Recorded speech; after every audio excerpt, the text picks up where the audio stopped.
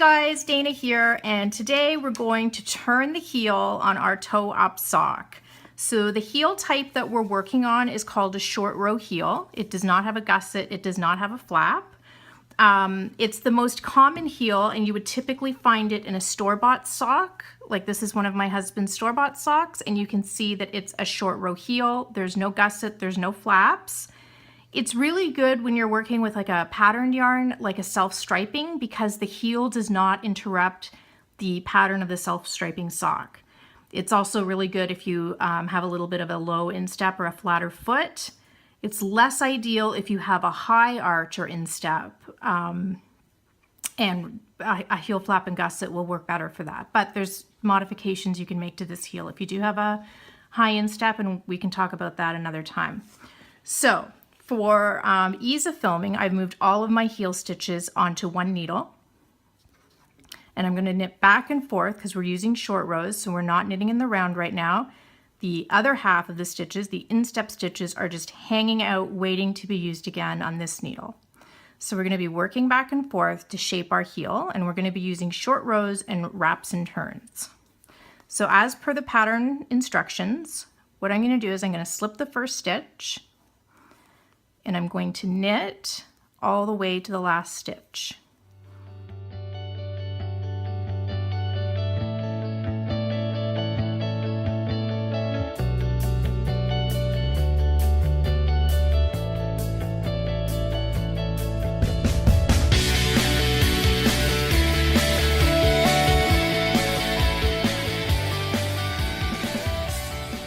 So I'm at the last stitch. My last stitch is unworked, and I'm going to wrap it and then turn my work.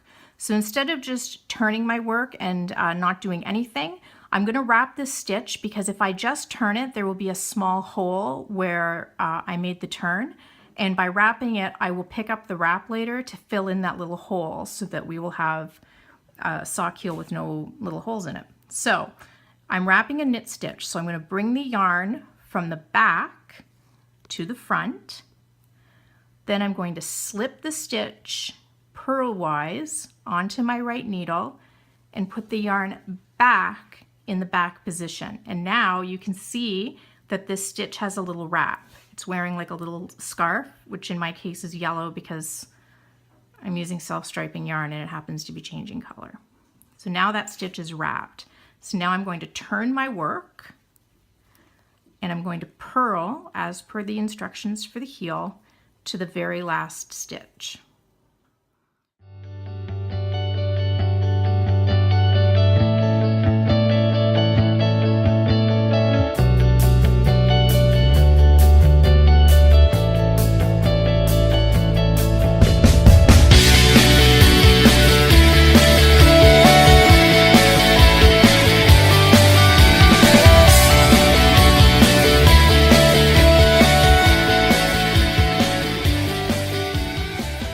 Okay, so I've purled to the last stitch, and now I need to wrap this stitch. So because I'm purling, my working yarn is in the front.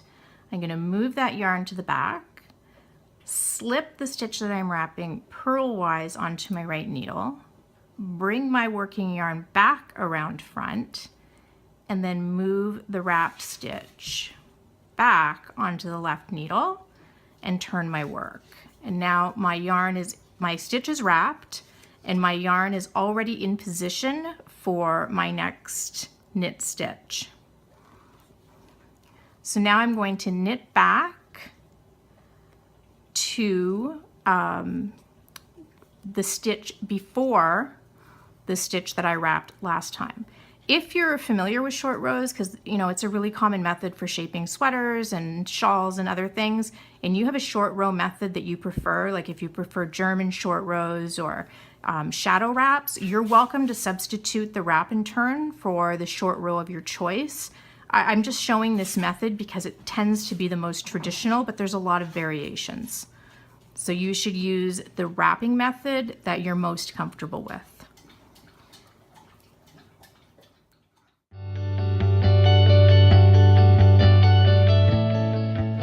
Here I am, there's the stitch I wrapped last time, and now I'm at the next stitch. So I'm going to bring my yarn to the front, slip the stitch purlwise to the right needle, take the yarn to the back and put the wrapped stitch back on my left needle and turn my work, and now my yarn is positioned so that I can purl to the second last stitch, or the stitch before the last wrap stitch on this side. So I'm going to purl across.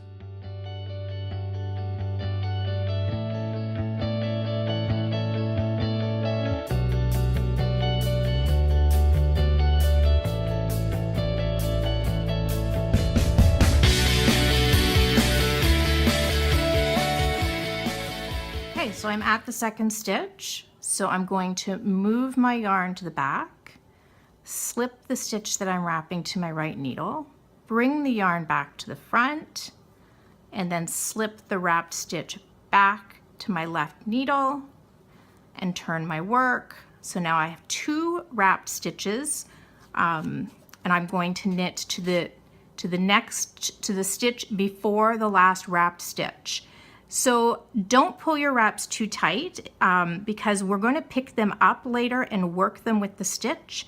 And if they're pulled really tightly, they're more difficult to pick up. So try to keep it a little bit looser than maybe you normally would. So I'm going to knit to the 3rd stitch from the end now.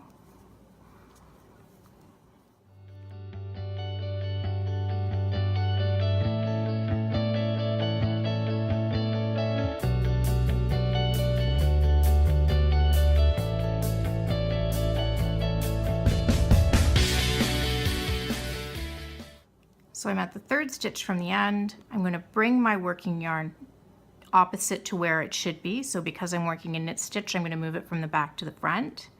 Slip the stitch that I'm wrapping purlwise onto my right needle.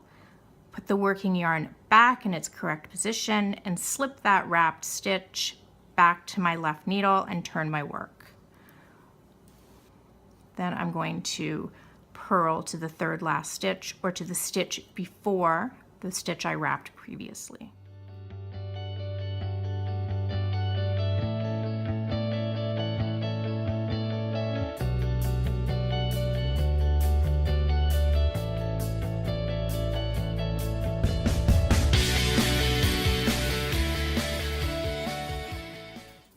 And here I am at the next stitch. So I'm going to move my yarn the opposite direction where it needs to be. So I'm moving it back. I'm slipping the stitch purlwise to my right needle, bringing the yarn forward, slipping the wrap stitch back to my left needle and turning my work. So now I'm going to keep going, wrapping one stitch before the stitch that I wrapped previously until I'm working the smallest size. So until I have 8 unworked stitches in the center, and then I will be back to show you what to do next. So I'm back, and I've wrapped all of my stitches and ended after a wrong side row. So I have 10 wrap stitches, and in the middle I have 8 stitches that have not been worked. One thing that I should have mentioned, if it's difficult for you to see the wraps, you can put a removable stitch marker on each side and move it forward each time you wrap a stitch to help you remember where you were. So now I'm going to turn my work because I've wrapped my last stitch, and we've shaped half the heel. You can see that we've shaped half the heel, and now we need to shape the other half. So I'm going to knit to my first wrapped stitch,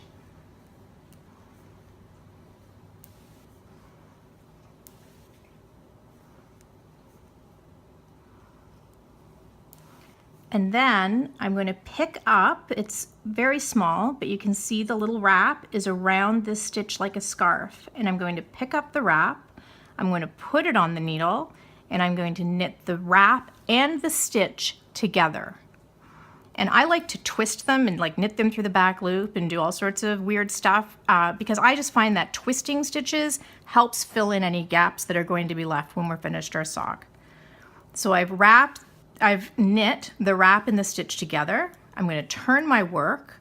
I'm going to slip that stitch that I just worked so that my working yarn is on the correct side.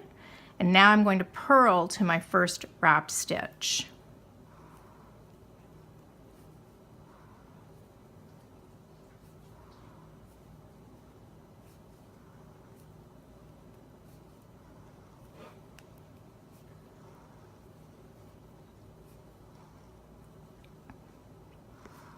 So here I am, and there's the wrap that's on the purl stitch. So I'm going to pick up the wrap, put it on my left needle, and then I'm going to purl the wrap and the stitch together. And because I'm a fan of twisting these stitches, I'm going to do that through the back loop, because I just like to make my own life difficult. Purling through the back loop is not fun. There we go. Then I'm going to turn my work, slip that stitch that I've just worked to the right needle so that my working yarn is in the correct position, and I'm going to knit to the next wrap stitch.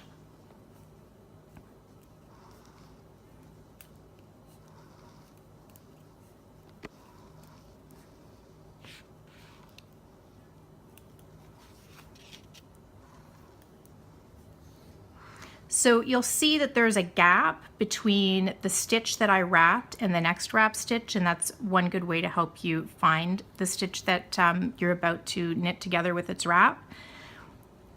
So here is the little wrap wrapped around the stitch like a scarf. So I'm going to pick up the wrap, put it on the needle, and knit it together with the stitch. Then I'm going to turn my work, slip that stitch I've just worked so that my yarn is in the correct position, and purl to my next wrap stitch. And I'm going to keep picking up the wraps and working them together with their stitch until I've eliminated all of the wraps and worked all of the stitches. And then I'm going to come back and show you a little trick to fill in the little holes at the end of your gussets. So here, I'm going to pick up the wrap, put it on my needle, purl through the back loop, which, you know, not very elegantly, but it's going to get done. So I'm going to finish knitting and purling back and forth and picking up my wraps, and then I will be back to show you a little trick for the corners. Okay, so I have worked all of my wraps with their stitches, and now we have a heel. Yay, look at us go. Okay, so now I'm going to give you a little pro tip. This is not even in the pattern, I don't think. I've already divided my stitches back up so I can start working. When I work on DPNs, I like to put all of the instep stitches on one needle and then divide the rest of the stitches evenly between two needles. So I'm going to work across my heel stitches. I'm now working a right side, so I'm just knitting. I'm going to knit across all of my heel stitches.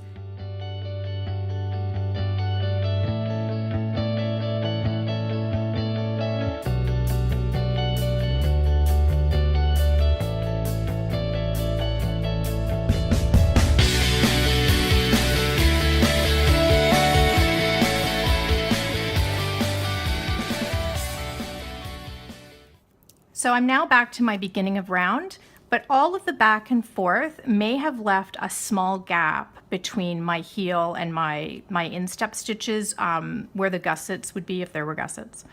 So what I'm going to do is I'm going to create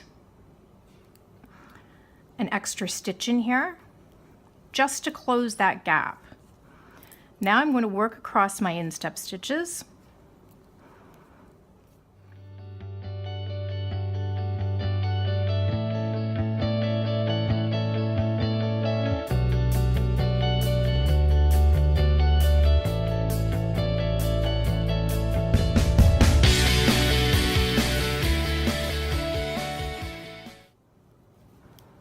And after my instep stitches where the heel stitches are, I'm going to have the same problem. I might have a small hole, so I'm just going to reach down and create a stitch there. So now I've got a couple of extra stitches that I've picked up to fill that gap. So I'm going to knit back to the beginning of my round.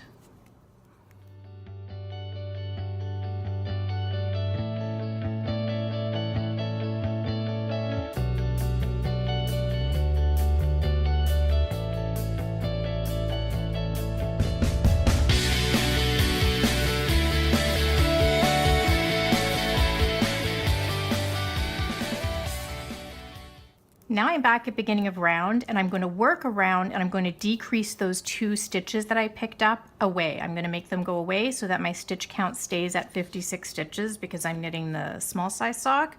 They've served their purpose of helping me fill in that little hole.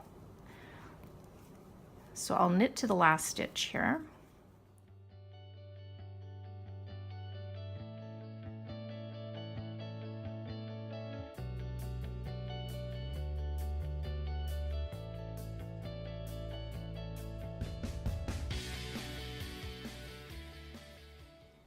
So I've knit to my last stitch, and I'm just going to knit it together with the stitch next to it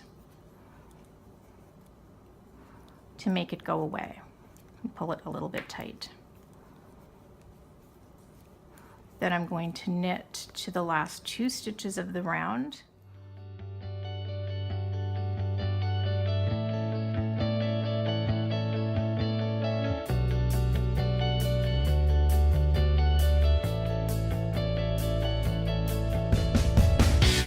And I'm just going to knit these last 2 stitches together to get rid of the second stitch that I made to fill in the gap. And hopefully that helps to fill in any gap that was made when I turned the heel. If not, I will fill it in when I'm weaving in ends. I'll just use a little piece of yarn and nip anything shut that needs to be closed. So we've turned our heel. So now I'm going to move on to knitting the leg stitches and then the cuff. If you have any questions about short row heels, please feel free to ask in the hashtag SockVirgin Facebook group. Feel free to email me, hello@danagervais-designs.com, or visit my Ravelry group, or find me anywhere on the internet. I'm Knitalot924, and I will see you in the next video. Happy knitting.